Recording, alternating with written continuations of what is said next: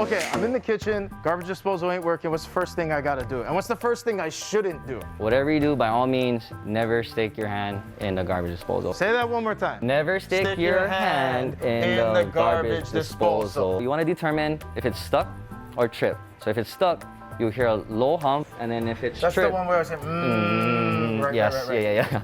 And then if it's tripped, disposal will be on, but you don't hear anything. But you don't hear anything, yeah, exactly. You want to make sure it's off. The switches could be located on the wall, right? Or it might be located under the sink. Make sure that's off. Okay. And the next step to do is you unplug the garbage disposal. If it's wired in, you want to go to your control panel board and make sure you turn off the circuit board that powers the disposal circuit. This is a garbage disposal, your typical garbage disposal.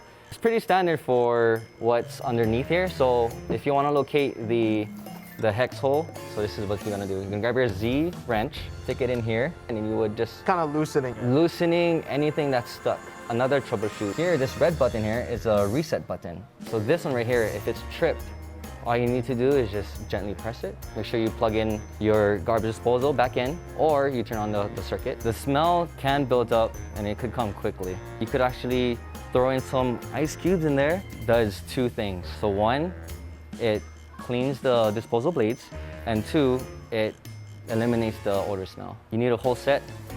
Get this bad boy here. Go to any city mill all over the island, and don't forget, at citymill.com. And don't forget, don't stick your hand in the garbage disposal. We'll have all this up on highnow.daily.com. Hello. Brought to you by City Mill.